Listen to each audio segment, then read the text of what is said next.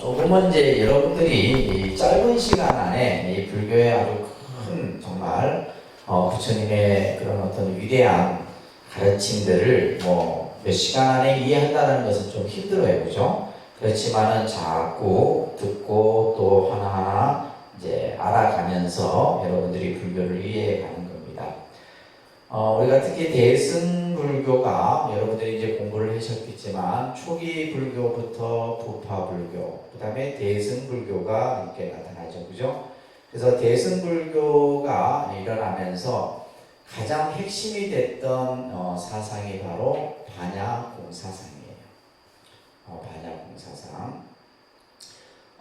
특히 이제 이 부처님께서 49년, 우리가 49년 설법이라 얘기합니다. 그죠? 부처님이 몇 년 법을 설해요?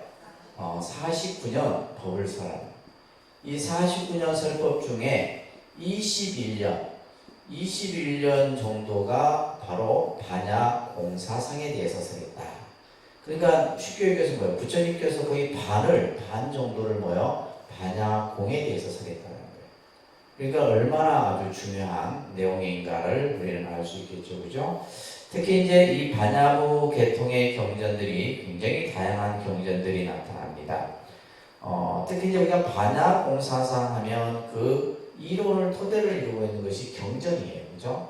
우리가 직접 경전을 보지 못하지만은 이제 이런 경전들이 이러한 사상을 담고 있다라고 보시면 되는데. 반야구 계통 경전 중에 이제 보살장경이라는 경이 있는데 이것은 6세기 초에 인승가바라라고 하는 스님이 번역을 합니다. 인승가바라. 그래서 여기에서는 이제 보살의 참회와 관련된 그런 내용들이 설해지고 있고요. 그 다음에 이제 육바라밀경, 이 보살장경은 이제 일본어로 되어 있고, 이제 육바라밀경은 10권으로 이루어져 있는데. 당나라 반야라는 스님이 이것을 번역을 합니다. 그래서 경명처럼 육바라밀과 관련된, 육바라밀 수행과 관련된 내용들이 여기에서 언급이 됩니다.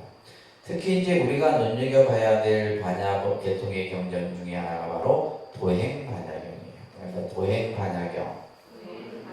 예, 지루가참이라고 하는 인도의 승려가 이것을 번역을 하게 되는데 가장 초기 형태의 반야경이다라고 얘기를 합니다.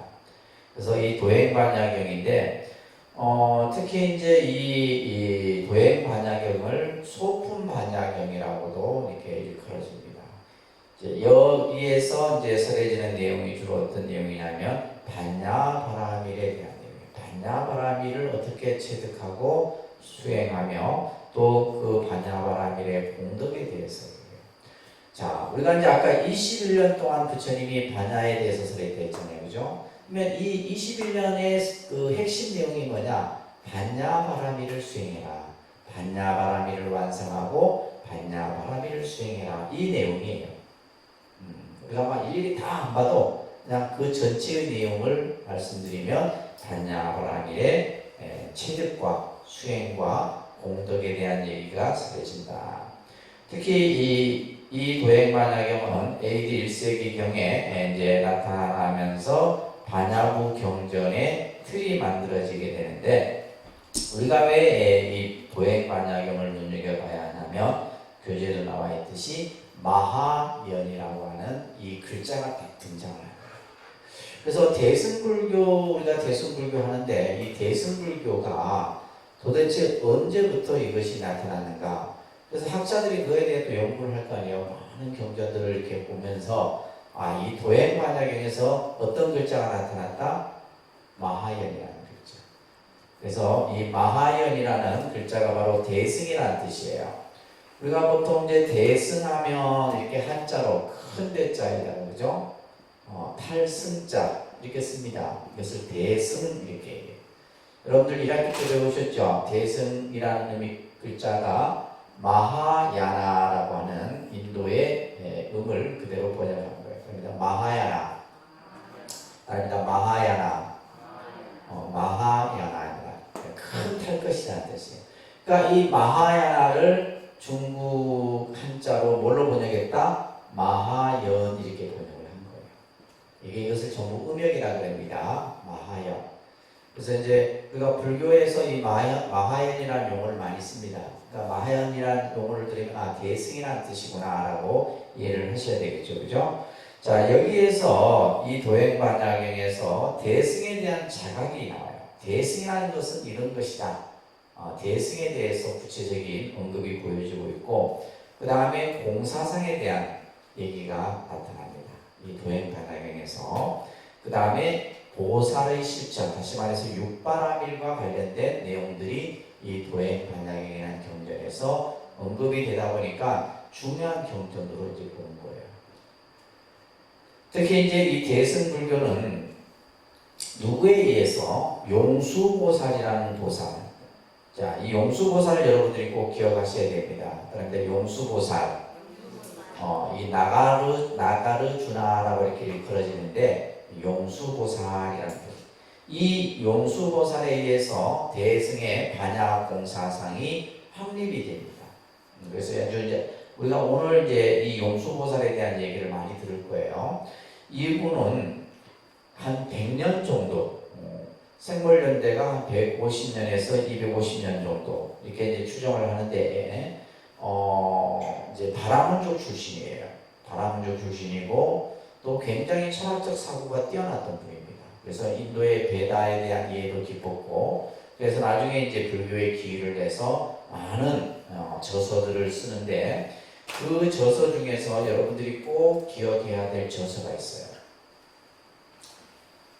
이 용수보살 하면 우리가 이제 대승과 관련된 대승불교의 여러 이제 그 가르침들을 설하게 되는데, 삼론이라고 하는 3가지 논을 씁니다. 삼론, 이거 외우셔야 됩니다. 첫째가 뭐냐면 중론이에요. 그러니까 중론, 중론이라고 하는 논소가 있어요. 그러니까 우리가 이제 논이라고 하는 이것이 붙을 때는 뭐예요? 말 그대로 우리가 이제 쉽게 얘기하면 논문이라 생각하시는 거예요. 논문. 그러니까 이제 우리가 부처님의 말씀을 3가지로 분류하죠, 그죠? 따라합니다. 경, 율, 논, 경율론. 그래서 3장이라고 하는 이제 부처님의 말씀을 크게 달라하면 경율론으로 나누는데, 이 논은 뭐냐면 경을 주석을 해놓은 거예요. 주석이라는 말은 뭐예요? 뜻을 다 하나하나 풀어놓은 거죠. 그러니까 예를 들면 경의 분량보다는 논의 분량이 더 많습니다. 여러분들이 이제 우리가 보통 알고 있는 뭐 대승기신론이라든지, 그죠? 또 이제 이 부파불교 시대 때 이 논소가 많이 만들어져요. 구사론이라든지 대비바사론이라든지. 그러니까 실제 경보다도 논이 더 많습니다. 그러니까 불교 쉽게 얘기해서 어려운 건 맞는 거예요. 왜냐하면 우리가 경만 봐서는 안 되고 뭘 봐야 돼요? 논도 봐야 돼요. 논도 봐야 돼요. 그래야지만 그 뜻을 정확하게 이해하고 분석할 수가 있는 거죠.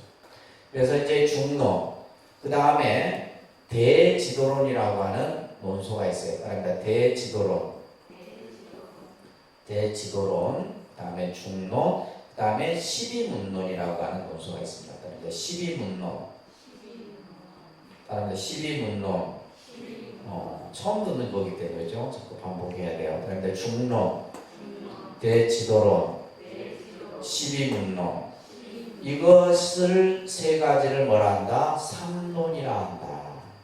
그래서 이제 중국 불교에서는 이 삼론을 중심으로 해서 종파가 만들어지는데, 그것이 삼론종이에요. 삼론종. 실제 이제 중국 불교에서 종파가 형성되는 과정 속에서 이 삼론종이, 그러면 삼론종은 어떤 종파냐? 바로 이러한 내용들을 연구해요. 그래서 이제 특히 이 중론은 뭐냐면 이제 이 반야의 중간 사상, 중도의 개념을 가장 잘 설명해 놓고 있는 것이 바로 중론이에요. 그 다음에 대지도론 같은 경우는 이거는 권수도 굉장히 많습니다. 100권 정도 되는 분량이에요. 대지도론.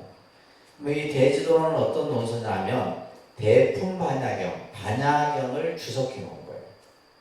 그 다음에 12문론, 이런 식의 이제 논서들이 있는데, 자, 그러면서 여러분들 교재에 보시면 반야경의 종류들이 나와요.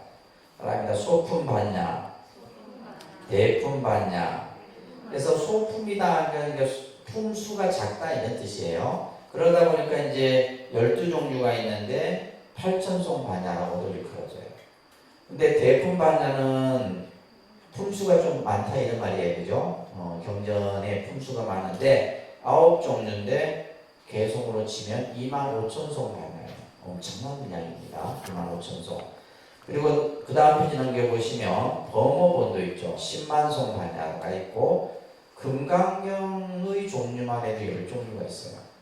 금강경 우리가 그냥 독송하는 금강경은 그 가운데 한 일부예요.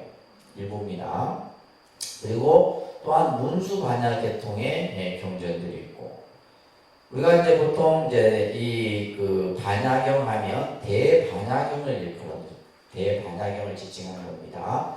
그것을 우리는 600부 반야라 한다. 무슨 반야? 600부 반야. 이것만 해도 세 종류가 있는데 여기에서 이제 우리가 이 대반야경이 왜 이제 우리가 꼭 이해해야 되냐면 우리가 늘 가까이에서 독송하는 반야신경 260자로 되어 있죠, 그죠? 이 반야신경이 이 600권의 반야 사상을 함축해 놓은 거예요. 그러니까 우리가 반야신경이 얼마나 불교의 사상을 그 짧은 260자 안에 다 담고 있다는 거예요. 엄청난 겁니다. 그죠? 600권을 그냥 추려서 만들어 놓은 것이 바로 반야신경이에요. 그래서 그리고 이 600부 중에 또 우리가 600부 반야, 대반야경 하면 우리가 독송하는 금강경 있죠. 그죠? 금강경이 여기에 속해 있어요. 몇 번째 속해 있냐면 577번째 속해 있어요. 그러니까 600권 중에서 577번째 해당되는 것이 우리가 독송하는 금강반야바라밀경, 금강경입니다. 이렇게만 상상해도 이 대반야경이 그죠? 엄청난 분량이에요. 그러니까 아까도 얘기했듯이 이러한 경전들을 부처님께서 21년간 설하셨다는 거예요. 그죠? 그래서 기본형 반야경이 있고 확대형 반야, 개별식 반야, 밀교적 반야 이렇게 이제 또 구분을 하기도 해요. 자, 이렇게 이제 많은 종류의 반야경들이 있더라. 그래서 여러분들이 이제 도행 반야경, 그 다음에 대반야경, 요 정도는 좀 기억을 하셔야 돼요. 600부 반야, 그죠? 요 정도는 꼭 기억을 하셔야 됩니다.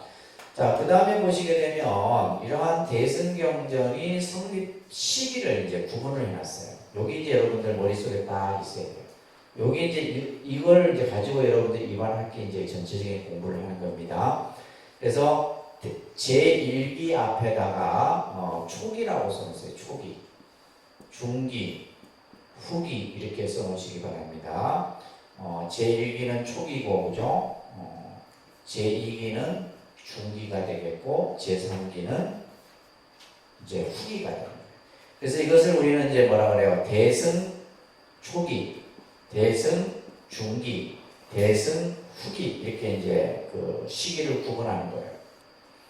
근데 이 구분하는 데 있어서 경전을 가지고 이 시기를 구분하는데 그 경전에 대해서 연구했던 인물이 등장해요.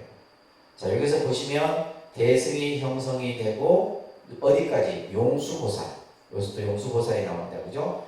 용수보살이 반야의 공사상을 이제 확립하는 요 시기까지를 뭐라 그래요? 대승초기라 그래요. 그래서 대승초기는 반야경이 중심이 됩니다. 무슨 경이 중심이 돼요? 대승초기에 나타난 경전들을 중심으로 했을 때 우리가 이제 여러 경전들이 많아요. 원각경이라든지 반야경이라든지 화엄경이라든지 여러 경전들이 있지만은 그 가운데 이제 가장 핵심이 되는 것이 반야경이 중심이 돼요. 이제 이 반야경에 대해서 연구를 했던 가장 그죠? 이거에 대해서 연구를 했던 인물이 바로 용수보살이에요. 그래서 용수보살을 꼭 기억하셔야 됩니다. 대승초기는 누구라고요? 용수보살이에요. 그러면 대승중기는 용수보살 이후에 그죠? 무착과 세친이라고 하는 보살이 등장해요. 그러니까 무착보살, 세친보살. 이 무착과 세친은 나중에 여러분들도 공부를 하시게 되는데 바로 유식사상을 확립한 분이에요. 무슨 사상? 이제 너무 어렵다 생각하지 말고 하나하나 익힌다 생각하시는데요. 몰랐던 것을 내가 새로 알아가는구나 이렇게 생각해야지 벌써 용량이 초과되면 안 됩니다. 그래서 대승중기는 무슨 사상? 유식 사상이에요. 유식 계통의 이제 경전들이 나타나는데 여기에 이제 등장하는 보살이 바로 무착과 이 무착세치는 둘이 형제입니다. 형제예요.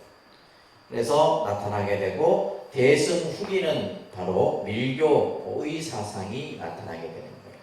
이런 식으로 이제 보통 대승을 전체 구분을 하는 겁니다. 아시겠죠? 요걸 이제 바탕으로 해서 여러분들이 앞으로 계속 공부를 할 건데, 자, 오늘은 이제 반야경에서 어떤 내용들이 다루어지느냐. 자, 첫 번째가 반야 바라밀의 수행이다.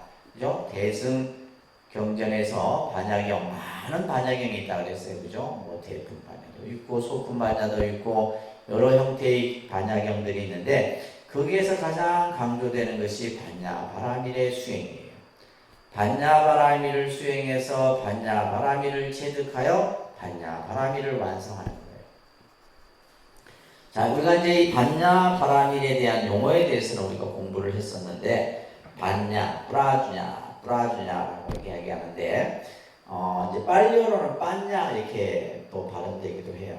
그래서 반야 하면 이제 우리는 무슨 뜻이다? 지혜라는 뜻이다. 무슨 뜻이요? 근데 이 지혜는 여러분들이 잘 이해를 하셔야 돼요. 이 반야라는 용어를 잘 이해를 하셔야 되는데, 그러니까 이제 이 지금 한자로는 반야라고 썼지만은 이 반야가 가지고 있는 뜻은 뭐다? 지혜다. 그러면 지혜라는 것이 도대체 뭐냐 이 말이에요. 그죠? 무엇을 지혜라 하느냐. 이게 중요한 거잖아요. 그죠? 자, 우리는 보면 지식이라는 게 있어요. 지식. 그죠? 지식할 때 한자를 읽겠습니다. 지식. 지식이라는 건 우리가 어떠한 것을 분석하고 비교하고 대조해서 참과 거짓, 옳고 그름을 구분하는 것은 지식이에요. 그러니까 여러분들이 지금 하는 건 뭐예요? 불교적 지식을 습득하는 거죠. 그죠? 하나하나 이제 내가 배워가는 거예요. 몰랐던 것을 하나하나 알아가고, 그러면서 이게 불교구나, 이게 부처님의 가르침이구나 라고 하는 것은 뭘 배우는 거예요? 지식을 배우는 거예요. 지식을 배우고 결국 이 지식을 통해서 무언가를 또 이제 구분을 해. 이것을 우리는 지혜라고 해요. 지혜. 지금 제 발음, 이거는 지혜 이렇게 읽죠. 그죠? 이거는 뭐라 읽어요? 지혜. 이렇게 약간 다릅니다. 그죠? 우리는 그냥 다 알아듣는데 외국 사람들은 진짜 어려운 거예요. 한자로 써야지 이제 알 수 있는 거예요. 그러니까 이 지혜하고 이 지혜는 같아야 달라요. 같아야 달라요? 그렇죠? 한자가 다르니까 다르겠지. 달라요. 그러면 이 지혜는 뭐냐 하면 어떤 의미냐 하면 이거는 분별, 의식을 가지고 만들어진 지혜예요. 분별의식. 그러니까 분별의식이라는 건 뭐예요? 옳다, 그러다, 내 거다, 네 거다. 우리는 어떠한 대상을 보면 그것에 대해서 뭐예요? 분별의식이 작동하는 거예요. 분별의식. 그래서 나중에 이제 이것을 이제 우리가 선에서는 뭐라 그래요? 아르마리 이렇게 얘기하는 거예요. 우리가 선에서 뭐라 한다 이것을? 아르마리. 아르마리를 일으키지 마라 이거예요. 선수행을 하는 데서 명상도 마찬가지입니다. 가장 큰 병통이 뭐예요? 이 아르마리예요. 무언가에 대해서 막 그냥 따지고 분석하고, 근데 여러분들은 다 그렇잖아요. 어떤 물건을 보든 어떤 사람을 대하든 간에 그것을 뭐예요? 따지고 분석하고. 예를 들면 우리가 이제 살아가는 데 있어서 다 그런 것 같아요. 사람을 봐더라도 그냥 이렇게 아무 어떤 거 없이 보면 되는데, 보는 순간 뭐예요? 관상도 보고, 저 사람 저 생김새를 보고, 저 사람은 착할 것이다, 저 사람 좀 사기꾼 같아요, 막 이러면서. 그죠? 그러다 보니까 이게 막 생각이 복잡해지는 거예요. 그러니까 사람을 대할 때 우리가 순수해져야 안 순수해요? 순수할 수가 없는 거예요. 그리고 또 딱 예를 들면 예보도 보고 또 말투도 보고 이러면서 막 하는, 이런 것들은 전부 뭐다? 분별, 뭔가를 분별하는 것은 뭐다? 지혜예요. 근데 이 반야의 지혜는 이것을 무분별지라고 합니다. 다른 말로 말하면 무분별지. 우리가 반야에서 말하는 지혜는 분별을 하지 않는 거예요. 예를 들면 옳다, 그러다라는 것도 없어요. 시비가 없어. 그리고 나다, 너다라는 것도 없어요. 그러니까 이 우리가 완성하고자 하는 이 지혜는 뭐예요? 분별의 사고를 떠나버린 거예요. 이게 반야입니다. 아시겠죠? 그래서 지식이나 지혜나 우리가 반야라는 개념하고는 여러분들이 정확하게 구분을 하셔야 돼요. 그래서 우리가 이제 어떤 것을 인식을 통해서 그것에 대해서 분석하고 비교하고 또 그거에 대해서 분별을 일으키고 하는 것들이 전부 뭐예요? 이것은 이제 번뇌를 일으키는 가장 근본적인 요소예요. 근데 이제 이 반야의 지혜는 뭐예요? 모든 것을 다 초월해버린 거예요. 있다 없다라는 것도 없고 너다 나라는 것도 없고 옳다 그르다라는 것도 없는 겁니다. 이것을 무분별지라 그럽니다. 우리는 바라밀에 대해서는 지난 시간에 공부했어요. 그죠? 이것은 도피하니라는 뜻을 갖는다 그랬어요. 저 언덕에 이른다. 그래서 지혜로서 우리는 고통과 괴로움으로부터 벗어나서 저 피안의 세계에 이르는 거예요. 그러니까 이 반야 바라밀, 다시 말해서 지혜의 완성이야말로 우리가 이루고자 하는 궁극적인 목적이다. 이제 이것을 이제 우리 이제 뭘로 더 확대되어지는 거예요? 깨달음이라는 용어로 확대가 되는 거예요. 그럼 깨달음이 뭐냐? 지혜다. 그럼 그 지혜라는 것이 뭐냐? 모든 그죠? 분별을 떠난 본래의 그 마음, 경지를 깨달음의 경지다 얘기를 하는 겁니다. 자, 그런데 이제 우리가 이제 이 반야 사상에서는 이 반야를 세 가지로 또 설명을 해요. 자, 이것도 여러분들 기억하셔야 됩니다. 이것을 삼종 반야라 합니다. 그러니까 삼종 반야.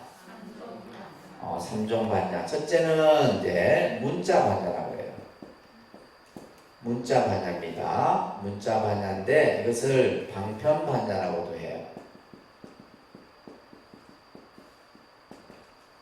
우리가 이제 예를 들면 지혜를, 부처님의 깨달음을 문자로 표현하는 거. 쉽게 말해서 경은 무슨 반야예요? 문자 반야예요. 부처님의 경전은 문자 반야입니다. 그 경전 하나하나에 뭐가 담겨 있어요? 지혜가 담겨 있는 거예요. 그것을 문자 반야라고 하는 거예요. 문자로 뜻을 드러내는 것. 그것을 문자 반야라고 해요. 관조 반야라는 말은 관조한다라는 것은 이것은 비추어보는 것인데 이것은 바로 어떤 의미냐면 우리가 진리를 그죠? 수행하고 실천하는 거예요. 진리를 뭐하고 실천하고 그것을 닦아가는 이것을 우리는 관조 반야라고 해요. 그리고 마지막에 이제 이루어지는 반야가 실상 반야라 그럽니다. 실상 반야. 이것은 이제 우리가 진리를 체득한 경지, 그죠? 진리를 체득한 궁극적 경지를 실상 반야라 이렇게 얘기를 하는 겁니다. 자, 그래서 여러분들이 조금 어려울 것 같아서 모든 법의 참모습이 실상 반야예요. 제법 실상이다. 그러니까 법화경 같은 데서도 제법 실상이라는 말을 쓰는데 지금 여러분들 눈에 보여지는 것이 바로 뭐예요? 실상 반야예요. 실상 반야고 또 실상 그대로를 비춰내는 것이 바로 우리가 살아가는 우리의 어떤 살아가는 모습 이게 관조 반야입니다. 그리고 그것을 문자로 나타낸 거. 나무가 있는데 그 나무가 참 곧다, 나무 잎이 푸르다 이렇게 표현하는 것은 뭐예요? 문자 반야예요. 나무 그 자체는 실상이고 그러면 나무가 주는 여러 가지 기능들이 있을 거 아니에요. 그죠? 예를 들면 햇빛도 가려주고 또 한 청정한 공기도 만들어내고 이건 뭐예요? 관조 반야예요. 이런 식으로 이제 설명을 하는데 자, 그 밑에 보세요. 따라합니다. 오니 한량 없으므로 반야 바라밀이 한량 없다. 자, 이 구절을 가지고 그러니까 모든 것은 이 세 가지 반야로서 전부 배대를 합니다. 자, 오온이 한량이 없다. 오온은 뭐죠? 색, 수, 상, 행식. 일체 존재하는 모든 것들을 말해요. 정신적인 것, 물질적인 것. 그죠? 그것은 한량이 없다. 오온이 한량이 없다라는 것은 이 제법이 그대로의 실상이다라는 거예요. 이것은 바로 실상반야예요. 또한 반야바라밀이 한량이 없다라고 하는 것은 관조반야예요. 그래서 오온이 한량이 없으므로 반야바라밀이 한량이 없다 이렇게 지금 얘기하고 있는데 이것이 바로 관조반야고 이것을 경구로 나타낸 것을 문자반야라 얘기를 하는 겁니다. 이것을 우리는 삼종반야라 얘기를 합니다. 그러니까 삼종반야. 이 삼종반야를 바탕으로 해서 삼종지가 또 설명이 되어지는 거예요. 삼종의 지혜가 설명이 되는데, 자, 같이 한번 쭉 읽어볼게요. 이 대품반야경에 나오는 경문입니다. 그때 수보리가 여기서부터 같이 소리내서 읽습니다. 그때 수보리가 부처님께 여쭈었다. 세존이시여, 세존께서는 일체 종지를 말씀하셨습니까? 부처님께서 수보리에게 말씀하셨다. 나는 일체 종지를 말하였다. 수보리가 말씀드렸다. 부처님께서 일체지를 말씀하시고 도종지를 말씀하시며 일체 종지를 말씀하셨는데 이 세 가지 지혜에는 어떤 차별이 있습니까? 부처님께서 수보리에게 말씀하셨다. 살바양은 곧 온갖 성문과 벽지굴의 지혜요 도종지는 보살 마살의 지혜이며 일체 종지는 모든 부처님의 지혜이다. 이런 구절이 이제 이 반야경에서 나와요. 그러니까 여기에서는 지금 지혜를 또 어떻게 구분해요? 일체지, 도종지, 일체 종지로 구분하는데, 자, 이제 이걸 이해를 하려고 하면 여러분들이 삼종 지혜를 이해하기 위해서는 부처님의 교설에 대해서 큰 틀에서 이 이야기를 이해를 하셔야 돼요. 제가 한번 이제 들어보신 분들은 계실 거예요. 우리가 부처님의 49년 설법을 이제 삼종 설법으로 이제 설명합니다.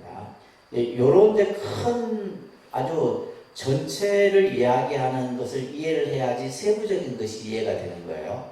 그렇잖아요, 그죠? 전체를 먼저. 그래서 우리가 산을 전체를 보고 그 안에 산야 안에 뭐가 있다는 것을 아는 거와 똑같은 거예요. 그래서 이것을 삼종설법이라 합니다. 그러니까 삼종설법. 부처님의 설법을 세 가지로 이제 설명을 하는 거예요.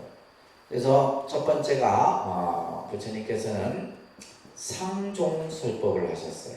그러니까 상종. 그 다음에 공종. 공종설법을 하고. 그 다음에 마지막이 성종. 이렇게 이야기합니다. 그러니까 성종. 그렇죠. 어렵다. 그죠? 상종, 공종, 성종. 그래서 이 상이라는 것은 모양이잖아요. 그죠? 모양상제. 그래서 부처님께서는 처음에 모든 현상을 존재한다라고 하는 유의 입장에서 설합니다. 유를 설하신 거예요. 유. 그 다음에 이제 유를 설했는데 모든 것을 있는 것이다. 이렇게. 모든 것은 있는 것이다. 생로병사도 있고 그죠? 육경, 육식, 안입이 설신이 되어 있고 나도 있고 다 있다. 모든 존재하는 것은 있다라고. 그러니까 우리 중생의 입장에서 봤을 때 뭐 쉽죠. 이해하기가 쉽다 는 거예요. 눈에 보이는 것을 긍정을 하니까 쉬운 거죠. 눈에 보이는 것을 긍정을 하는 거예요. 그런데 이제 문제는 뭐냐면 우리 중생들이 이 있다라는 것에 뭘 하게 돼요? 집착을 하게 되는 거예요. 이게 진짜 있는 게 아닌데 부처님이 있다라고 하니까 우리가 이제 그래요. 우리의 어떤 생각은 자기가 보는 것에 대해서 스스로 그죠? 그것에 대해서 인식을 하고 판단을 내려버리면 그것이 마치 그죠? 그래서 우리가 사람들이 가짜 뉴스를 보고 마치 그것이 진짜이냐 생각하는 거예요. 그러다 보니까 이제 가짜를 진짜로 생각하면 진짜 뉴스를 뭐요? 안 믿는 거죠. 똑같은 거예요. 그러니까 어떻게 받아들이냐에 따라서 다른 겁니다.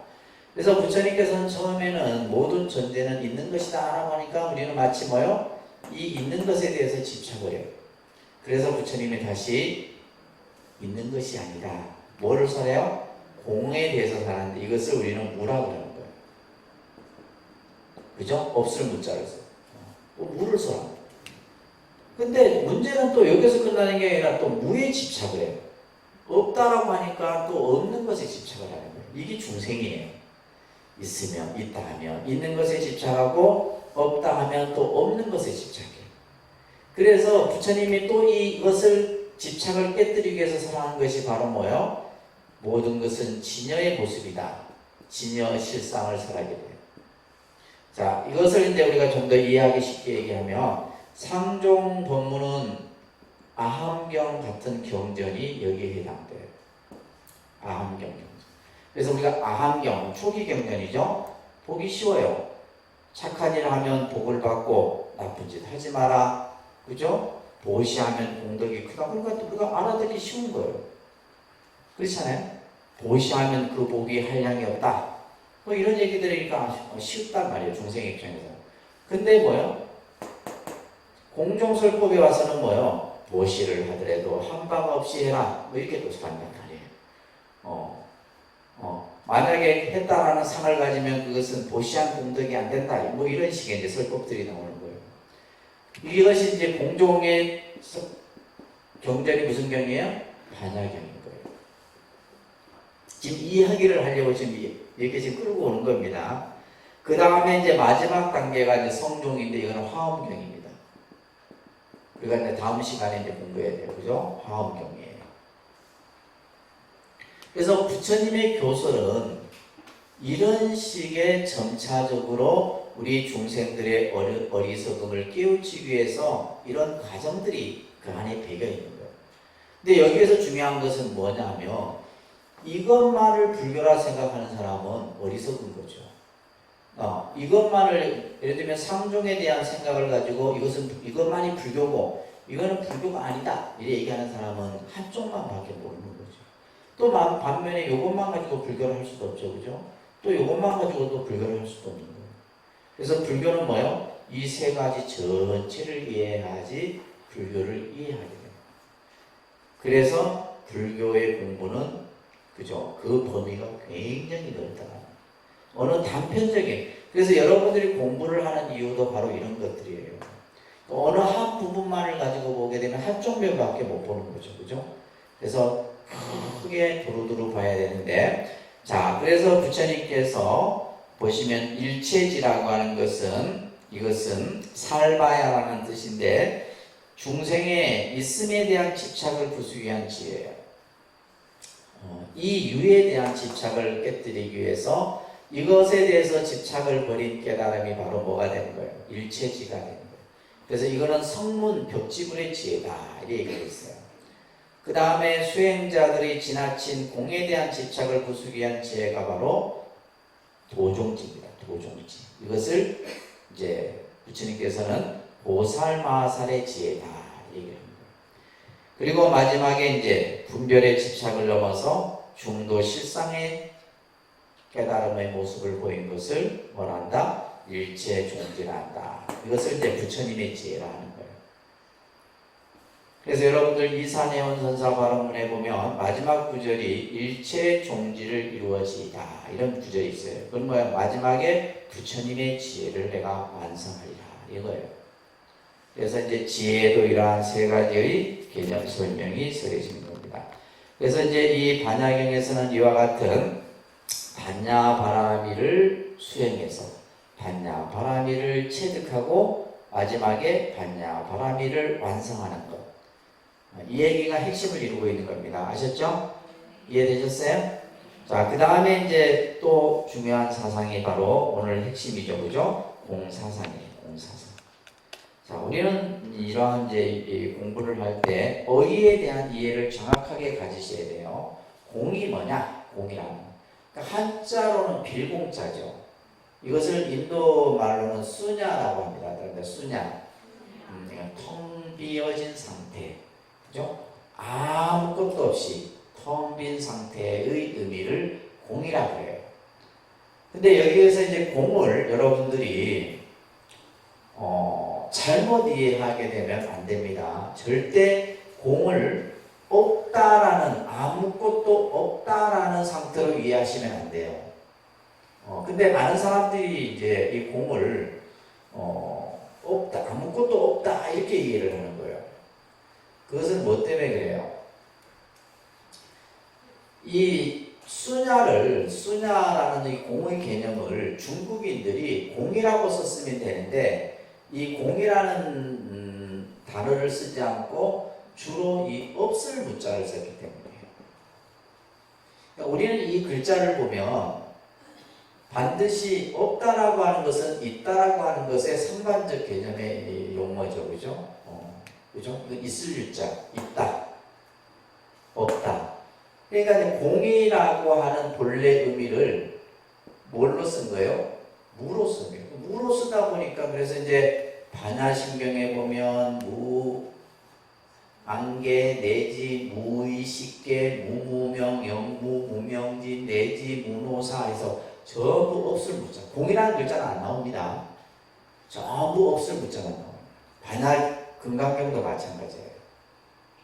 그래서 이 무라는 글자를 여러분들이 그냥 단순히 없다라고 이렇게 이해하시면 안 돼요. 그래서 공이라는 개념을 우리는 이렇게 표현합니다. 이런 말 들어보셨을 거예요. 따라합니다. 진공, 텅 빈 상태를 진공이라고 해요. 진공 상태라고 해요. 그죠? 텅 비어 있대요. 텅 비어 있기 때문에 묘유예요. 이것을 진공묘유라고 합니다. 따라합니다. 진공묘유. 텅 비어 있기 때문에 가득 찰 수가 있는 거예요. 비어 있기 때문에 채울 수 있는 겁니다. 그러니까 우리가 허공이라는 공간이 있기 때문에 땅도 그렇잖아요. 이미 다 차진 상태에는 뭘 할 수가 없잖아. 비어 있기 때문에 그게 뭐예요? 세울 수 있다는 의미예요. 그래서 공을 그냥 단순히 없다라는 것이 아니라 없음으로 그 안에는 모든 것이 있다라는 뜻이에요. 이 개념입니다. 공이라는 개념이. 그래서 실제 우리가 이제 이 숫자, 아라비아 숫자 중에서 0이라는 숫자가 이제 인도에서 발생이 됐는데 그것이 발견이 된 거예요. 인도에서 처음 사용이 되었어요. 근데 이 공이라는 0이라는 것이 바로 이제 공과 같은 의미예요. 없는 것이 아니잖아요. 분명히 우리가 봤을 때 0은 없는 거지만은 어떤 숫자적으로 봤을 때 뭐 더하고 빼는데 영향을 미치지 않잖아요. 그렇다고 없는 것은 아니다 이 말이에요. 자, 이런 의미에서 이제 정리를 해놨죠, 그죠? 따라합니다. 공은 대립의 의미가 아니라 대립이라는 것은 뭐예요? 있다 없다, 있다 없다라고 하는 대립적 의미가 아니다 이 말이에요. 따라합니다. 융합의 의미로서 융합의 의미라는 것은 뭐예요? 있고 없고를 다 아우르는 거예요. 아까 얘기했듯이 텅 비어 있으면서 그 안에 모든 것이 있다는 거예요. 이게 이제 융합이에요. 융합. 그래서 대립의 의미가 아니라 융합의 의미로서 따라합니다. 공간적으로는 비어 있으나 공간적으로 봤을 때 비어 있는 거예요. 텅 빈 상태를 봅니다. 그렇지만 그 안에는 뭐요? 많은 것을 채울 수 있다. 금방 얘기했죠. 진공묘유. 공의 의미가 이겁니다. 이렇게 정확하게 이해를 하셔야 돼요. 그래야지 여러분들이 불교를 바로 볼 수가 있는 겁니다. 그래서 용수보살은 따라합니다. 공은 연기다. 하나의 완전히 그냥 명제처럼 공은 연기다. 이렇게 말씀해요. 공은 연기다. 이렇게 얘기를 한 겁니다. 자, 이러한 공사상은 그냥 만들어진 게 아니에요. 부처님께서 처음 무화설이라고 하는 교설을 처음 우리 중생들에게 설하셨어요. 그래서 이 무화설은 불교의 독창적 교설이라고 했어요. 그죠? 여러분들이 알고 있는 업보, 업사상이라든지 윤회사상이라든지 뭐 무상의 개념이라든지 고라는 개념 이런 것들은 인도에서 이미 있었던 사상들이에요. 그런 것들을 이제 불교가 그것을 받아들인 것이고 유일하게 부처님만의 새로운 교설이 바로 뭐다? 무화설이에요. 무슨 설? 이 무화설을 잘 이해를 하셔야 돼요. 여러분들 이제 삼법인 중에 재범무화 이런 말 들어보셨죠? 모든 것은 나라고 할 만한 실체가 없다. 그래서 이제 인도에 있어서 이 인도인들의 사고 속에는 아트만이라고 하는 나를 인정을 합니다. 나. 아트만이라고 나를 인정하는데, 근데 부처님께서는 뭘 다시 얘기를 하신 거예요? 무하다. 나라고 할 만한 것이 없다. 얘기를 하는 거예요. 그래서 자, 무하설은 아트만의 부정의 의미예요. 이것은 어떤 부정이냐면 실체에 대한 부정이다. 이 말이 중요한 겁니다. 뭐에 대한 부정? 나의 실체. 자, 우리는 나라고 하는데 과연 무엇이 나냐 이 말이에요. 여러분들 지금 여러분들의 몸뚱아리 거울에 비춰진 지금 이 모습을 나라 하느냐 이거예요. 그리고 지금 내가 생각하는 이 생각이 나냐, 숨을 쉬고 있는 지금 그죠? 호흡하고 있는 이것이 나의 모습이냐, 과연 나라는 것이 과연 뭐냐 이 말이에요. 나라고 할 만한 실체가. 근데 예를 들면 우리가 이 몸뚱아리를 나라고 하지만은 우리가 죽고 나면 화장을 해서 한 줌의 재로 됐을 때 그 죄를 나라고 할 수 있느냐 이 말이에요. 그죠? 죄를 가지고 나라고 할 수 있느냐. 그러니까 나라고 할 만한 실체가 없다라는 거예요. 그래서 밑에 보시면 존재하는 것에는 아트만이라고 할 만한 것이 없다. 이게 이제 무화설이에요. 이 무화설이 뭘로 발전이 된다? 공사상으로 발전이 되게 됩니다. 그래서 지금 이제 이 무화의 개념이 뭘로 발전이 되고 공으로, 그리고 공은 뭘로 다시 연기의, 그래서 무화, 공, 연기라고 하는 이 세 가지의 상호 그 교리적 연관성들이 형성이 되는 거예요. 그래서 이 개념이 여러분들이 정확하게 이해를 하셔야 돼요. 이 개념을 이해를 못하면 되게 어렵습니다. 자, 그 밑에 보시면 공이라는 것은 허무의 개념이 아니에요. 그죠? 허무라고 했을 때는 이 허무는 뭐냐면, 허무의 개념이란다면 이거는 유무의 대립의 모습이 나타나기 때문에, 아까 공은 대립적 의미가 아니라 그랬잖아요. 그죠? 대립의 의미가 아니에요. 또 공을 가지고 무상이다. 무상은 유상과의 대립이에요. 그래서 이 지금 밑에 여러분들 교재에 있는 이 개념, 이 표식을 여러분들이 그렇게 이해를 하셔야 됩니다. 그래서 아까도 얘기했듯이 공이라는 것은 대립적 의미가 아니에요. 뭐 유상이나 무상이나 허무나 유무나 이런 어떤 의미가 아니다라는 거예요. 그래서 용수보살은 연기가 공이다. 공은 연기이다. 이 얘기를 하신 거예요. 그런데 연기는 공이다. 공은 연기이다. 이게 이제 불교의 명제 중에서 중요한 명제입니다. 연기는 공이고 공은 연기이다. 라는 거예요. 자, 이걸 여러분들이 공부를 하시는데, 따라합니다. 대승불교에서 공이라는 의미는 따라합니다. 자성, 실체, 본성, 자아. 이런 용어들이 전부 뭐냐면 하나 똑같은 의미예요. 같은 말이에요. 같은 말인데 이제 쓸 때 다양하게 쓰는 거예요. 뭐 자성이라고 했다가 실체라고 했다가 본성이라고 했다가 자아라 했다가 이렇게 쓰는 거예요. 아시겠죠? 그래서 우리가 마음도 그렇잖아요. 마음을 뭐 예를 들면 본심이라 했다가 심성이라 했다가 뭐 여러 가지 용어로 쓰듯이, 그러니까 이 용어를 다양하게 쓰는 겁니다. 하나의 용어를 쓰는 것이 아니라. 그래서 이러한 자성이나 실체나 본성, 자아라고 하는 인간이 궁극적으로 관주하는 본질적인 것들이 실제로는 없다라는 얘기예요. 다시 말해서 공하다 이런 얘기예요. 공하다라는 얘기예요. 자, 이것을 여러분들 예로 한 가지 들고 있는데, 우리가 책상이라고 하는 거, 책상이라고 하는 것도 이거는 이제 일반적으로 여러분들 뭐요?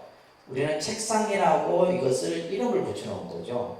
책상에 이런 모양을 가지고 이것은 책상이다. 사람이 앉아서 뭔가 책도 읽고 글도 쓸 수 있는 것을 책상이라 이름 붙여놨어요. 근데 이 책상은 그냥 만들어진 것이 아니라 뭐에 의해서 여러 가지의 인연 조합에 의해서 만들어진 거예요. 책상을 만들기 위해서는 못도 필요하고 나무도 필요하고 여러 가지, 그죠? 책상을 만들기 위한 인연 조합들이 필요할 거 아니에요. 그렇게 해서 만들어진 것 뿐이에요. 그것을 만들어진 것을 우리는 뭐라 하는 거예요?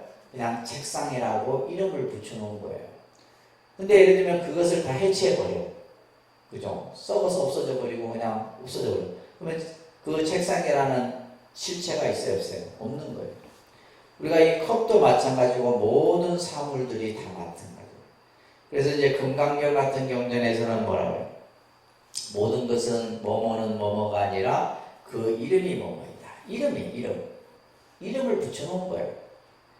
그래서 우리도 마찬가지. 우리 이 나라고 하는 것도 이 아무개다라는 이름을 부모가 주어줘서 내가 이 아무개구나 이 생각을 하는 거지.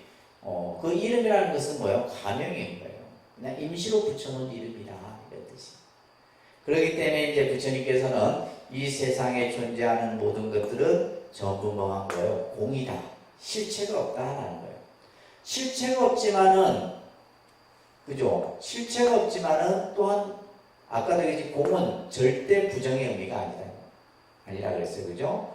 그래서 실체가 없지만은 그 실체를 벗어나 버리면 진짜의 우리의 자아의 모습이 있는 거예요.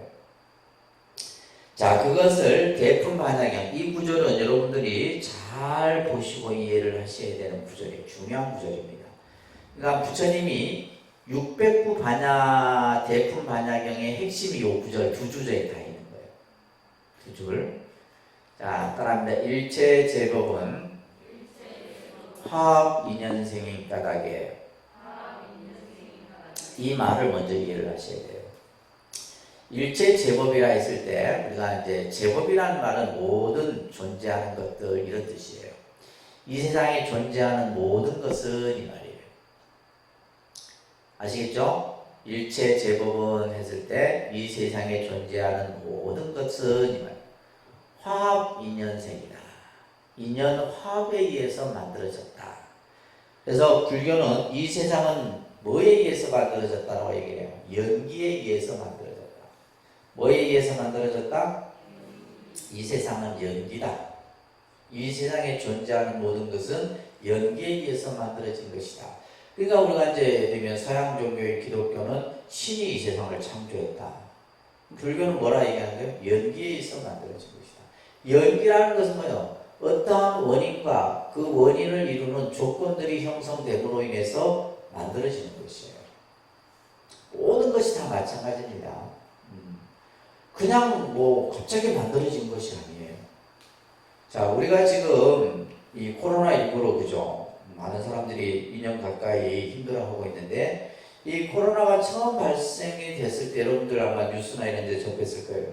이것을 뭐라고 명명할 것인가? 이름을 지으죠. 이름을 우리가 누가 지은 거예요? 우리가 이름을 지은 거예요. 세계에 많은 그 과학자들이 모여서 이것을 코빅19라. 그러니까 19는 숫자죠. 연도 숫자고. 그래서 코빅19라는 이름을 만든 거예요. 그래서 코로나19라고 우리는 이제 계속해서 이제 접하는 거죠. 그러면 이 바이러스라고 하는 이 균이 그러면 뭔가의 매개체가 있을 것이 아니냐. 그래서 이제 과학자들이 뭐 중국의 우한설부터 쪼개 시끄러웠잖아요. 그죠? 그래서 요즘에는 또 이제 뭐 박제에 의해서 인간에게 매개가 되고 뭐 이런 여러 가지 이야기들이 나와요. 근데 지금 우리가 맞는 이 백신도 이건 뭐예요? 이 백신 여러분 다 마시셨잖아요. 내 몸 안에 또 뭘 넣는 거예요? 균을 넣는 거예요. 또 다른 바이러스를 우리가 넣어서 그것을 방어할 수 있는 항체를 형성하게끔 만드는 거잖아요. 그러면 이런 것들이 예를 들면 우리가 생각했을 때 기독교인들이 말하는 것처럼 어떤 절대자가 만들었다. 이건 말도 안 되는 소리잖아요. 뭐에 의해서 만들어진 거예요? 화학 인연에 의해서 만들어진 거예요. 결국 그것은 뭐에 의해서 누가 만든 겁니까? 결국 인간이 만든 거예요. 인간이 만든 거예요. 인간이 스스로 탐욕의 눈이 멀어갖고 그죠. 그래서 그 바이러스라고 하는 새로운 바이러스들이 계속 지금 출몰하는데 그 원인을 많은 학자들이 어디에서 찾아요? 환경의 변화에서 찾습니다. 지구 온난화부터 시작해서 그죠? 이런 어떤 모든 생명체가 변화하는 거예요. 변화하는 거죠. 기존에 가지고 있던. 그러니까 새로운 어떤 그런 바이러스 균들이 자꾸 이런 것들이 전부 뭐예요? 누구에 의해서 만들어진 거예요? 그 주체는, 원인을 만든 것은 인간이다. 인간이고. 그리고 지금도 보면 저쪽, 브라질 쪽이나 이쪽에 보면 이제 이 새로운 바이러스들이 만들어지는데 인간에게 매개할 수 있는 확률은 적은데 오히려 치사율은 높다. 그런 바이러스들이 뉴스상에 계속 나오죠. 그죠? 그것이 또 변이가 돼갖고 또 다른 나올 수도 있는 거예요. 가능성은 항상 있는 거니까. 그러니까 그런 것들을 설명할 때 불교에서는 뭘 가지고 설명하는 거예요? 연기라는 개념을 가지고 설명하는 거예요. 그래서 일체의 모든 것은 화학 인연생이다. 뭔가에 의해서 그냥 만들어진 것이 아니라 어떠한 원인과 조건에 의해서 그런 것들이 만들어지게끔 된 거예요. 그런 까닭에 무자성이며, 따라합니다. 무자성이며 실체가 없다.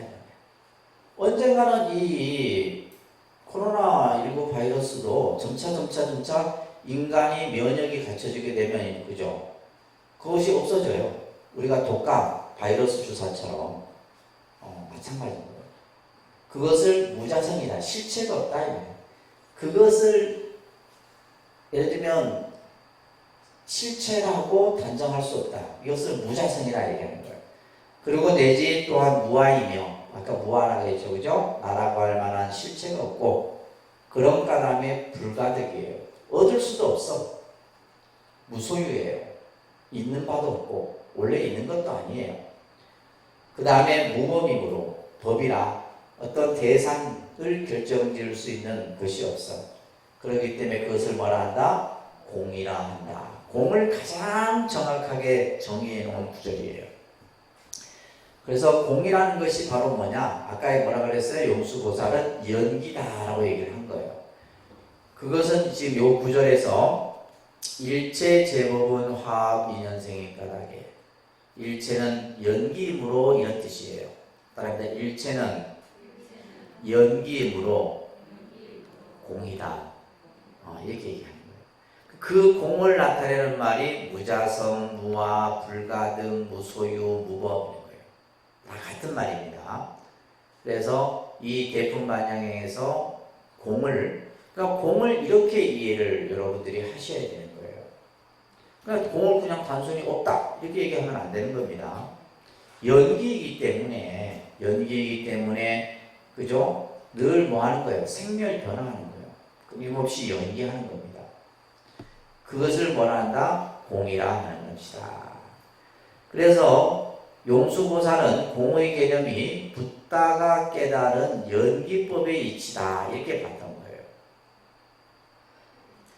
설일체 유구에서 주장한 법의 견해를 비판했는데, 이 설일체 유구라는 학파는 이제 부파 중에 한 파입니다. 부파 불교에서 한 파인데, 그래서 이것을 유구 학파라고 해요. 그래서 이제 또 불교의 철학적 설명 중에 유구 철학이라고 하는 것이 있는데, 거기에서 이제 이 설일체 유구의 개념이 설명되죠. 이 설일체 유구는 이것을 항상 주장을 했어요. 뭘 주장을 했냐면 삼세시류, 한번 적어보세요. 따라합니다. 삼세시류, 법체항유다 이런 말을 항상 주장을 했어요. 설일체 유구에서는. 참 이거는 스님들도 어려운 건데 여러분들이 듣고 있는 거예요. 아까 얘기했죠? 대학교 한 3학년 수준, 학부 한 3학년 수준 내용이에요. 따라합니다. 삼세시류, 법체항유, 이 설일체 유라고 하는 이 파에서는 자 끝에 뭐가 있어요? 다 유예요. 3세는 시간이죠. 시간, 과거, 현재, 미래라고 하는 시간은 실로, 진실로 있는 것이다 라고 주장해요. 덧체, 모든 현상은 그 체성이 항상 또한 있는 것이다. 그러니까 이제 이 설일체 유부에서는 뭐요? 그러니까 처음에 부처님이 뭘 설했다 그랬어요? 유를 설했잖아요. 유를 설했기 때문에 이 설일체 유부에서도 이걸 강조를 한 거예요. 삼세 시류요 법체 항유다. 근데 아까 얘기했듯이 중생들이 뭐에 집착을 한다? 그것에 집착을 한다. 이 세상에 시간이라고 하는 것도 존재하고, 그죠? 뭔가 존재하는 모든 것들도 항상 있다라는 이 생각을 갖게 되는 거예요. 이 그 견해를 비판하기 위해서 용수보살은 공은 무자성임을 밝히고 있는 겁니다. 수타니파타는 초기 경전임에도 이 공과 관련된 본문이 설해지고 있어요. 자, 같이 한번 소리내서 읽습니다. 항상 생각을 집중하여 그 구절 같이 읽습니다. 시작.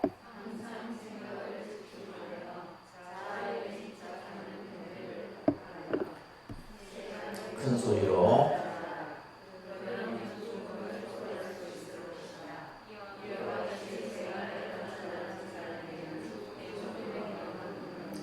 자, 항상 생각을 항상 집중해서 자아에 집착하는 견해를 부숴버려라.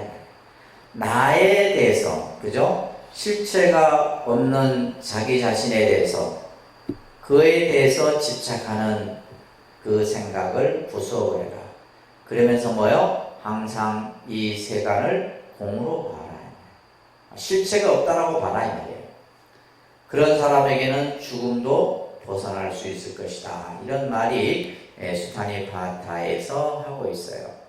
자, 부처님께서는 여러 경전을 통해서 얘기를 하고 있습니다. 세존이시여 세간은 공이다라고 합니다. 세존이시여 대체 어찌하여 세간은 공이다라고 하십니까? 이렇게 아난이 묻습니다.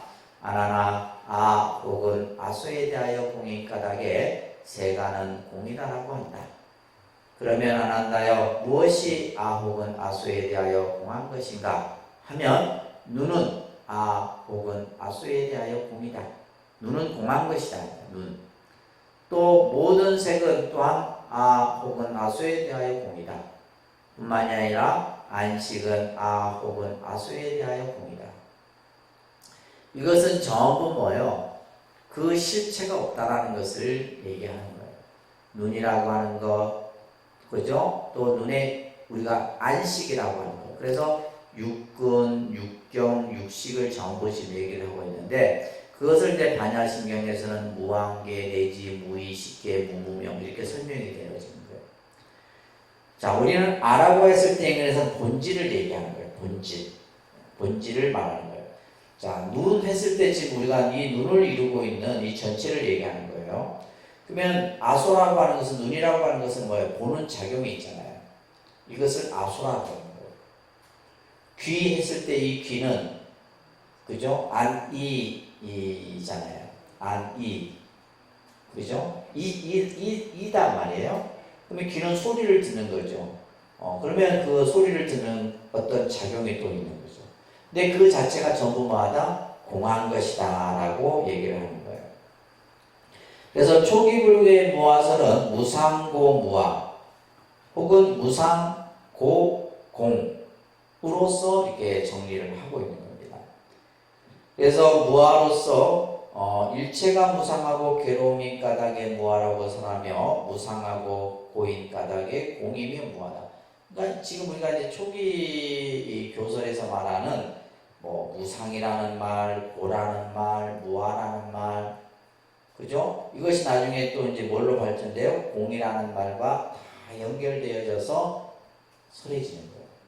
그래서 이제 여러분들이 공부를 자꾸 하다 보면 이제 처음 부처님이 설했던 초기 교설이 대승불교 쭉 계속해서 다 같은 맥락에서 설해지는 얘기예요. 이걸 이제 볼 줄 알면 이제 불교에 대한 이해가 이제 좀 생긴다고 보는 겁니다. 그래서 서로 다른 게 아니에요. 다른 것 같지만은 나중에 보면 이것이 하나로, 그죠? 하나의 그 궤로서 전부 연결되어져서 설명되어지는 겁니다. 자, 이러한 공의 개념을, 그죠? 공을 관찰하는 것, 공을 관조하는 것을 공간사상이라고 합니다. 따라합니다. 공간사상. 따라합니다. 공간은 일체에 존재하는 사물들은 그 본성이 공이며 또한 고정적인 실체가 없다고 관하는 것을 의미한다.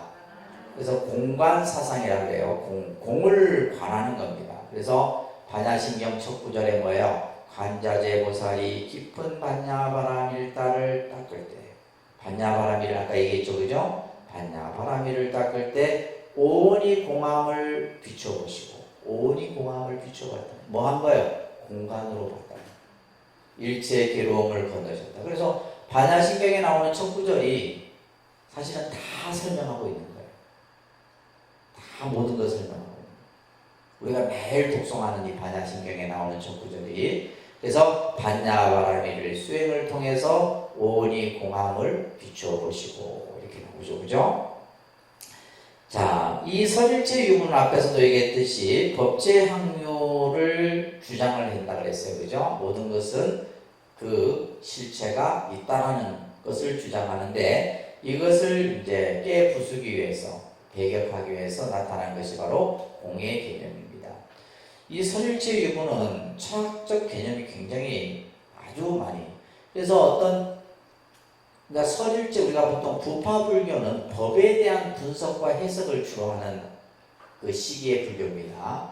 그래서 어떤 사물을 하나 두고 그에 대해서 엄청난 분석과 대조하고 비교하고 그것을 또한 뭐 관찰하고 이런 것들을 하게 되는데, 그래서 여기 보시게 되면 오이 75법이다, 오이 100법이다 이런 얘기들이에요. 이건 여러분들이 지금은 공부 안 합니다. 스님들도 어려워하는 거예요. 이 부파불교에서 이렇게 다루어지는 이런 이제 숫자적 개념들은 되게 어렵습니다. 그러니까 모든 현상을 가지고 5가지로 분류해서 그 5가지를 세세하게 분류해 놓은 것이 75가지로 분류해 놓은 거예요. 그러니까 예를 들면 마음을 가지고 마음을 또 분석하고 또 마음의 대상에 대해서 분석하고 굉장히 복잡해요.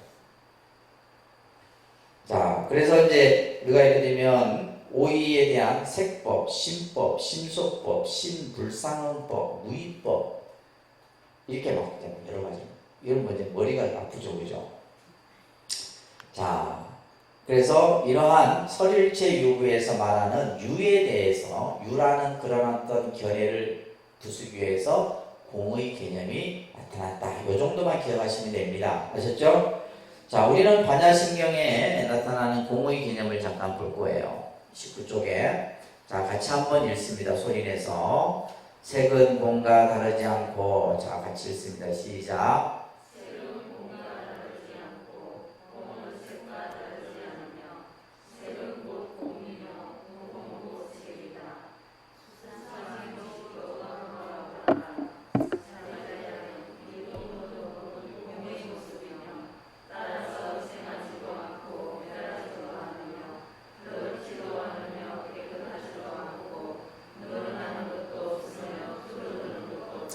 자, 반야신경에서 아주 중요한 구절이죠. 그죠?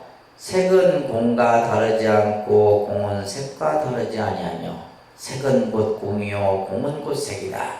색 즉시 공, 공 즉시 색이다. 이런 말이에요. 우리가 이제 사실 늘상 뭐 하지만은 이 반야신경이 부처님의 21년의 설법을 그대로 함축하고 있는 거예요. 이 지금 색즉시공 공즉시색, 색은 공이요 공은 곧 색이다. 그러면 다시 말해서 색과 공은 같다 다르다? 같다 이 말이에요. 색이 공이고 공이 곧 색이다. 색이라고 하는 것은 이것은 뭐예요? 현상의 물질적 모습이죠. 현상에 나타난 물질을 색이라고 해요. 색이고 공은 뭐예요? 이것은 본질적인 모습이에요. 근데 일체는 공이라고 했잖아요. 그죠? 모든 것은 공이라 했는데 그 공은 곧 다시 뭐다? 현상의 모습이라는 거예요. 그러니까 지금의 우리가 보여지는 이것이 바로 뭐다? 공이다라는 얘기예요.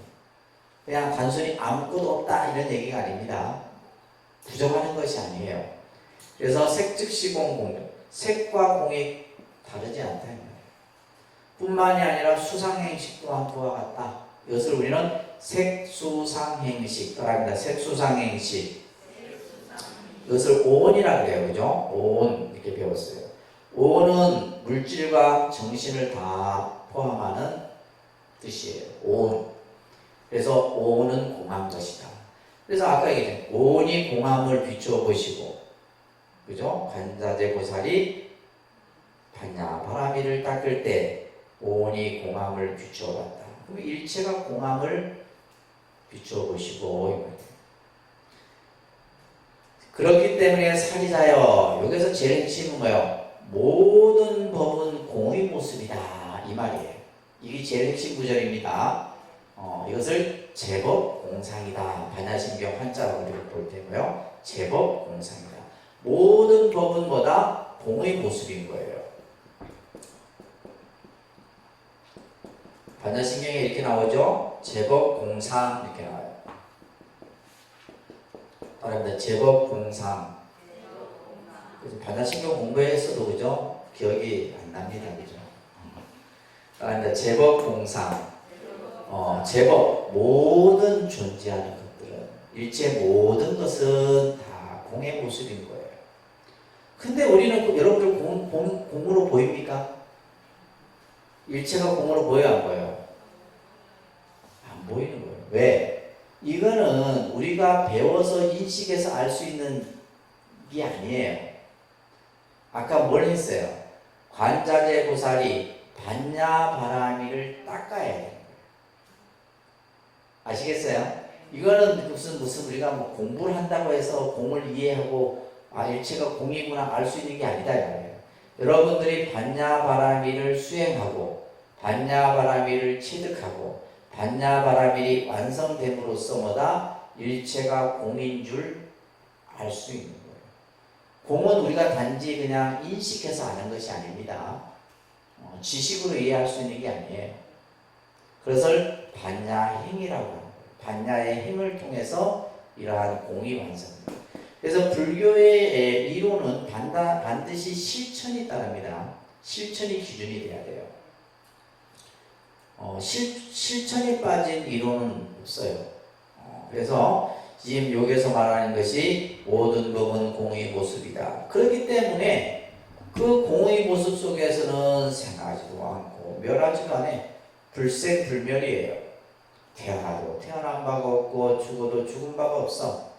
그 다음에 불구부정해. 깨끗하고 더러움도 없어요. 깨끗하다. 더럽다라고 하는 것도 결국 뭐에서 만들어진 거예요? 우리 관념에서 만들어졌다 얘기잖아요. 그러니까 우리가 생각할 때 그냥 깨끗하고 더러운 것이지 깨끗하다라고 더럽다라는 것은 뭐예요? 주관적 기준에서 만들어 놓은 거예요. 공의 모습에서 보면 아무것도 없는 거예요. 무슨 말인지 이해되세요? 우리 스스로가 좋다고 싫다고 내 끄고 너 끄고 이렇게 만들어 놓은 것이지 공의 모습에서 보면 아무것도 없다. 일체가 다 공이다. 늘어나는 것도 없고 줄어드는 것도 없는 거예요. 부정불감이며 그죠? 이런 구절들이 반야신경에 나옵니다. 자, 그래서 그 밑에 나오죠? 별표 해보세요. 따라합니다. 일체가 공이라 관찰할 수 있는 것은 반야바라밀다를 실천하여 얻어지는 것이다. 아시겠죠? 이거 공을 배웠다 해서 아이고 나는 공을 모르겠다. 이거 공을 알고 모르고의 단계가 아닙니다. 공을 배웠다 해서 뭐 공을 알 것 같으면 공으로 박사 받은 사람은 다 공을 그냥 체득한 사람이에요. 아니에요. 이거는 반야바라밀을 닦아서 그 반야바라밀을 체득함으로써 얻어지는 거예요. 그래서 세간의 인식 단계가 아닙니다. 세간의 인식 단계는 뭐예요? 우리가 인식으로서, 지식으로서 우리가 알고 모르고의 단계를 통해서 나타나는 것이 아니라 지혜의 완성에 도달한 경제만이 이것을 우리가 체득할 수 있다. 요겁니다. 아셨죠? 그래서 공을, 그러니까 우리가 예를 들면 불교에서 맨날 일체가 공이다 해도 우리는 뭐예요? 딴 세상 소리 못 들리는 거예요. 그래서 이러한 공간은 지혜 반야로서 반야바라밀의 경지에서 얻어지는 지혜인 것이다. 따라합니다. 망집에 의한 잘못된 집착으로 현상을 보아서는 안 된다. 그죠? 우리가 이제 불교가 결국 중생들이 결국 자신의 망령때, 그릇된 생각 속에서 보는 거예요, 이 세상을. 그래서 이제 우리가 항상 제가 말씀드리지만 불교의 공부 중에 제일 처음이 바로 뭐예요? 정결이에요, 정결. 정결을 갖추다라는 말을 하잖아요. 이 정결을 세운다는 것이 뭐냐면 일체를 공으로 보는 거예요. 왜 아까 일체를 공으로 보기 전에 우리는 먼저 뭘 보는? 일체는 괴로움이고 일체는 그죠? 무아이고 무상한 것이고 이런 개념들이 먼저 이해가 돼야 되는 거예요. 그리고 나서 일체가 일체의 모습이 공의 모습이다라는 정견이 가죠. 근데 우리는 망집이라고 하는 것은 그릇된 집착이에요. 망집은 그릇된 집착이에요. 없는데 우리는 자꾸 있다라고 생각해요. 내게 아닌데 우리는 뭐요? 자꾸 내 거라 생각해요. 여러분들 그래요, 안 그래요? 안 그래요? 내게 아닌데 우리는 자꾸 내 거라 그래요. 그래서 여러분들 다 그랬잖아요. 내가 소유하고 있는 건 다 내 거야. 내 집, 내 차, 내 그죠? 자식, 남편 내게 아닙니다. 그건 뭐예요? 잠시 이름을 붙여놓은 거예요. 내 거라는 이름으로 그냥 내가 생각하고 있을 뿐인 거예요. 그러니까 언제든지 뭐예요? 결국 다 떠나잖아. 없어지는 거잖아요. 그렇잖아요. 다 없어지는 거예요. 그런데 우리 중생들은 어리석어서 그냥 막 죽을 때까지 쓰지도 못할 돈을 그냥 긁어 모은다고 이렇게 난리를 치는 거예요. 내게 아닌데. 이것이 망집에 의해서 우리는 잘못된 집착으로 현상을 보고 있는데 그렇게 해서는 안 된다는 거예요. 또한 사물의 겉모습에 집착해서도 안 돼요. 이것이 갖춰져야 됩니다. 사물에. 그러니까 우리가 눈에 보이는 것만 봐서는 안 된다는 거예요. 그래서 부처님께서는 있는 그대로 봐라. 어떻게 봐라고요? 있는 그대로의 모습으로. 그것을 이제 여실지견이라고 합니다. 금강경에서는 있는 그대로 봐라. 근데 우리는 어떤 사람을 보든 대상을 보든 그죠? 있는 그대로 보는 것이 아니라 자기의 그 생각 속에서 보려고 하는 거예요. 그 본질이 공임을 꿰뚫어 볼 수 있도록 해야 된다. 라는 얘기를 하면서 특히 이제 이 반야 공사상을 바탕으로 해서 나가르주나 용수보살은 중간의 개념을 설명하고 있습니다. 중간. 특히 중론이라고 하는 아까 그죠? 3론 중에 중론이라고 하는 저서를 통해서 공사상을 체계화시킵니다. 어떻게 체계화시키느냐 이거예요. 따라합니다. 연기는 공이며 무자성이다. 요 개념이에요. 아주 간단하죠, 그죠? 연기는 공이며 무자성이다. 제가 불교 교학을 공부했을 때 이런 말을 들으면요, 뭔가 확 새로운 세계가 열리는 그런 느낌이었어요, 실제로. 이런 교설들 하나하나 배울 때. 그러다 보니까 뭐예요? 계속 공부하고 싶은 거예요. 계속 공부하고 싶은 거예요. 그래서 제가 계속 공부를 했는 건지도 몰라요. 어떤 부처님 말씀은 부처님 말씀, 조사 어록이면 어록. 볼 때마다 막 환희심도 일어나고 뭔가 새로운 내가 몰랐던 새로운 세계가 열리는 것 같고 막 이런 생각들이 계속 들었던 거예요. 그래서 불교 공부가 재밌는 겁니다. 그런데 연기는 무자성이며 공이며 무자성이다. 자, 이러한 이 개념을 바탕으로 해서 중간 사상의 틀을 세웁니다. 중간 사상. 그리고 그 중간 사상을 실천하기 위해서 뭘 나타내요? 중도행을 강조를 하는 거예요. 중도행. 그래서 이제 이 용수보살은 우리가 앞에서 중론 대지도론 12문론을 삼론이라 했죠. 그죠? 그 말고도 이제 십주비바사론이라든지 이런 여러 저술들을 설해요. 특히 중론은 450여 개의 개송으로 270장으로 이루어져 있습니다. 주석서도 여러 주석서가 있어요. 그 중에서도 여러분들 24장 18번째 개송에 나오는 이 구절이 중론의 핵심 구절이에요.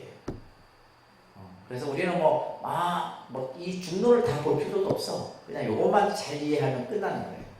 아시겠어요? 따라합니다. 일체법은 연기법에 의하여 성립하며, 일체 모든 것은 다 연기법이다. 이 생각이 먼저 여러분들 불자들은 딱 들어야 됩니다. 이 세상에 존재하는 모든 것은 연기다. 아시겠어요? 여러분들이 이 세상에 태어난 것은 연기다. 우리가 존재하는 것도 연기고 지금 이 코로나도 연기다. 이렇게 생각합니다. 아시겠어요? 진짜 맞는 말이에요. 그래서 일체 모든 것은 연기법에 의해서 만들어지는 것이다. 그리고 따라합니다. 연기법은 무자성이며 공이다. 간단합니다. 연기법은 무자성이며 공인 것이다. 이것을 이 중론에서 18번째 개송에서 얘기를 하고 있는 거예요. 무릇 연기하고 있는 것. 그죠? 연기라는 것은 뭐예요? 어떠한 원인과 조건에 의해서 생성하고 소멸하는 거예요. 만들어지고 없어지고 또 다른 그죠? 조건에 의해서 만들어지고 없어지고 하는 거예요. 그것은 우리들의 공성이라고 설한다. 공성이라는 것은 공이 가지고 있는 본질을 말하는 거예요. 공이 가지고 있는 그 근본 바탕이라고 설한다. 자, 그것은 인의로 시설되어진 가명이다. 다 거짓된 이름인 거예요. 우리가 뭐뭐다 하는 것은 전부 뭐예요? 가명인 거예요. 아시겠습니까? 우리가 다 이름을 붙여놓은 거예요. 이름을 붙여놓은 거예요. 그것은 중도 그 자체다. 이렇게 설하면서 제법 개공이라 할 수 있는 모든 실제 사물들이 각기 독자적인 존재가 아니에요. 그냥 만들어진 게 아니다 이 말이에요. 이 세상에 존재하는 것은 그냥 만들어진 게 아니에요. 결국 아까도 말씀드렸듯이 코로나 바이러스 또한 어느 날 갑자기 만들어진 게 아니에요. 어떠한 원인에 의해서, 그죠? 그 원인에 의해서 조건이 갖추어져서 그것이 결국 인간에게까지 온 거예요. 이게 연기입니다. 그래서 독자적으로 혼자 만들어질 수 있는 게 아니에요. 우리가 살아가는 모든 존재는 다 마찬가지입니다. 예를 들면 생명체든 또 미생물체든 간에 모든 존재하는 것들은 그냥 혼자서 만들어서 또 혼자서 살아갈 수 없는 존재예요. 뭐 하는 존재다? 연기하는 존재다. 그렇기 때문에 상호 의존적인 연기의 관계에서 이루어진다. 상호 의존적 존재입니다. 이것도 여러분들 연기법 공부할 때 배우셨어요. 그죠? 상호 의존적 존재. 서로 공생, 공존의 관계 속에서 만들어지는 거예요. 그렇기 때문에 이것은 자성이나 실체를 인정하지 않는 거예요. 왜? 연기하기 때문에. 연기라는 것은 끊임없이 생멸하고 변화하는 거예요. 그렇기 때문에 고정되어 있지 않습니다. 그렇기 때문에 무자성이고 그것을 뭐라 한다? 공이라고 얘기하는 것이다. 그러면서 용수보살은 이러한 무자성 공의 개념을 바탕으로 해서 팔불중도의 개념을 설명하고 있어요. 팔불중도. 그래서 연기는 불멸이며 불생이며 부단이며 부상이며 불래, 불거, 불일, 불이하며 희론이 정대한 것이며 길상한 것임을 가르쳐 주신 정등각자 설법자 가운데 최고인 그에게 서가모니 부처님이죠. 내가 그에게 나는 귀의합니다. 그래서 귀경계라고 하는 이 첫 구절부터 중론이 시작이 돼요. 그래서 이제 우리가 보통 대학교에서 석사, 박사 과정에서 이 중론을 배웁니다. 좀 어렵기도 해요. 그래서 이런 것들을 이제 원문을 가지고 하나하나 이제 배우고 또 그것에 대해서 분석하고 하는 공부들을 합니다. 특히 용수보살은 우리가 이제설에 대한 얘기를 하고 있는데, 이제설. 그래서 이 이제설을 잠깐 여러분들이 이해를 좀 하시면 좋을 듯 싶어요. 22쪽에 보시게 되면, 자, 21페이지 잠깐 하단에 보세요. 중론 제24장에서 용수의 이론에 반대하는 입장을 주장하는 자들이 있었겠죠, 그죠? 그러니까 우리는 어떤 학설이 생기면 그 학설에 반대하는 이들이 생길 수 있습니다. 이들이 이제 했던 얘기가 뭐냐면, 만약에 일체가 공이라 한다면 사제, 사양, 사각, 삼보 이런 것도 다 공이지 않느냐. 그러면 모든 것이 의미를 잃어버리게 될 것인데 일체가 공이라고 하는 것이 잘못된 것이 아니냐라는 반박을 하게 돼요. 이거에 대해서 이제 또 용수는 반박하는 이론을 얘기할 거 아니에요, 그죠? 그것이 뭐냐면, 용수보살은 반론자, 이 일체가 공이다라고 하는 것에 반론을 일으키는 자들은 공명과 공성과 공의에 대해서 무지한가돼요. 쉽게 말하면 뭐예요? 공을 제대로 모르고 하는 소리다 이 얘기예요. 그러니까 일체가 공이다 하면 삼부도 공이고 뭐 일체 모든 것이, 그러니까 이 사람들은 뭐냐면 무의 입장에서만 본 거예요. 공을 무에게 없다라는 개념이 아닌데, 그러니까 용수보살이 지금 한 얘기가 공용은 뭐예요? 공의 작용. 공성은 뭐예요? 공이 가지고 있는 본질. 공의는 뭐예요? 공의 뜻. 이거에 대해서 무지한 까닭이다. 모르고 있기 때문에 그런 소리를 하는 거다. 이렇게 용수보살이 반론을 하면서 이제설을 설하는 거예요. 이제설. 이 이제설이 중요한 교설입니다. 모든 부처님의 말씀을 이제설로서 설명할 수가 있어요. 여러 부처님은 이제의에서 법을 설하시는데 그것을 따라합니다. 세속제, 세속제, 제1의제, 세속제와 제1의제라고 하는 이제설을 설하게 됩니다. 이것을 이제 우리가 이제설이라는 유명한 개념이에요. 보통 우리가 이제 이 한자를 여러분들이 한자 사전에서 찾아보면 채자로 나옵니다. 채라는 글자를 쳤을 때 이 글자가 나와요. 여러분들 사성제 할 때도 이 글자입니다. 사성제 할 때도 이 글자인데, 이 뜻은 뭐냐면 진리라는 뜻이에요. 진리, 이런 뜻을 가지고 있어요. 그래서 두 가지의 진리를 이제 크게 부처님의 교설로서 나누는데, 하나는 세속제예요.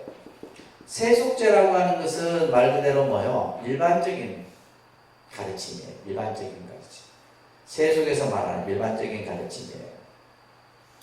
그래서 이것은 뭐냐면 중생들의 근기에 따라서 설해지는 가르침입니다.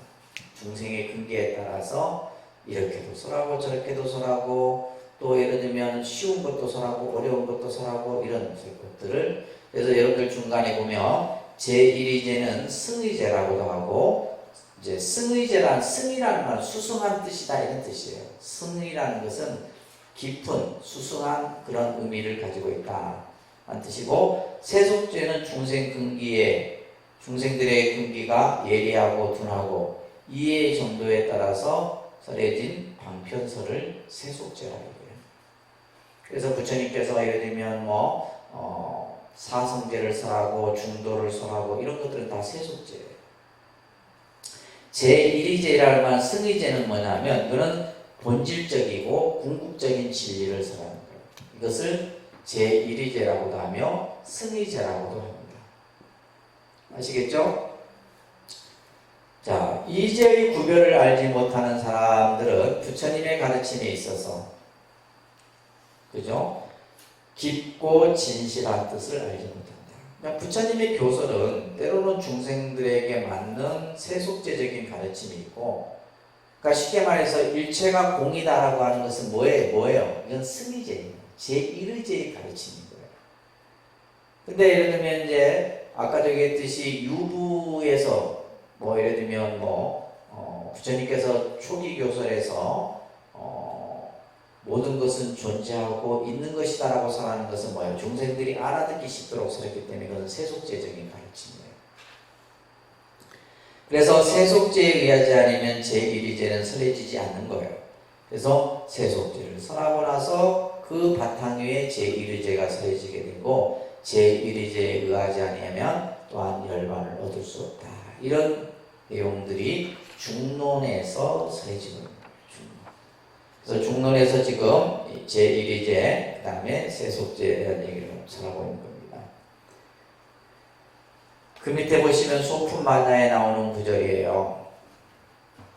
말합니다. 어떠한 법도 보일 수 없고, 어떠한 법도 밝힐 수 없고, 어떠한 법도 시설할 수 없다. 그러니까 시설한다라는 말은 피어 보인다 이 말이에요. 그래서 이것이 바로 이제 그 승의제, 그러니까 승의제 제1의제는 이것은 보여줄 수도 없고 밝힐 수도 없고 또 나타내 볼 수도 없는, 이것이 바로 승의제의 입장에서 말하고 있는 겁니다. 수보리야 일제법은 불가원이에요. 모든 것은 가히 말로 설할 수 없어요. 그래서 우리는 그런 말이 있잖아요. 진리는 말로 표현할 수 없다. 진리는 언설부동이다. 말로서 표현할 수 없는 거예요. 그래서 우리가 예를 들면 어떤 사람이 깨달음이 뭡니까? 깨달음을 어떻게 말로 표현해요? 깨달음을 말로 표현할 수는 없습니다.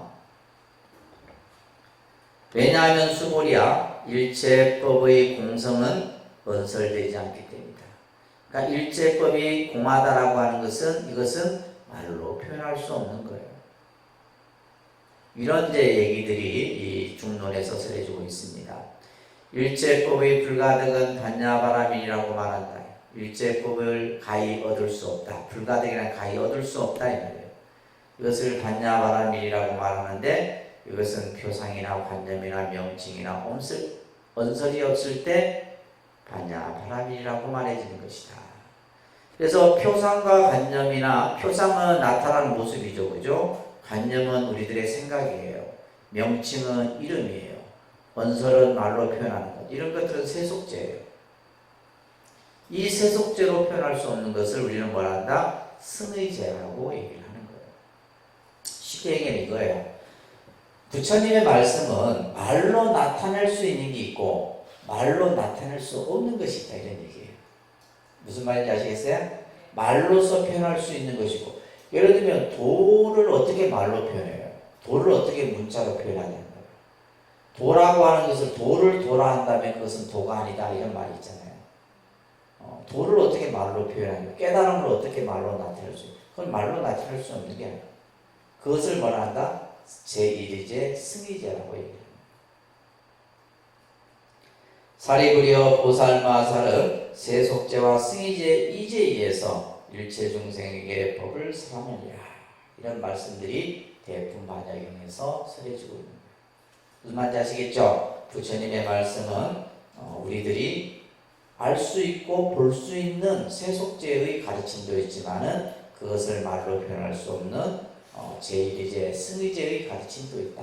이런 얘기를 지금 중론에서 이제설로서 설명을 하는 겁니다. 자, 이렇게 오늘 여러분들이 반야공사상이라는 것을 통해서 대선 초기 사상의 핵심입니다. 그래서 핵심은 뭐예요? 반야바라밀의 수행을 통해서 그 반야바라밀이 완성함으로써 우리는 뭐예요? 공을 깨달을 수 있다. 공을, 일체가 공임을 볼 수 있다는 얘기예요. 이 얘기를 지금 여기서 하고 있는 겁니다. 그러면 이러한 공사상이 나타난 것은 결국 뭐예요? 중생들의 잘못된 생각을 깨뜨리기 위한 거예요. 여기서 끝나는 게 아니죠? 여기서 끝나는 게 아니에요. 또 우리는 뭐냐면 공에 집착을 하기 때문에 부처님은 또 다른 설법으로 그 공의 집착을 우리를 또 어리석음에서 벗어나도록 설하고 있는 겁니다. 무슨 말인지 이해되셨습니까? 이해되셨어요?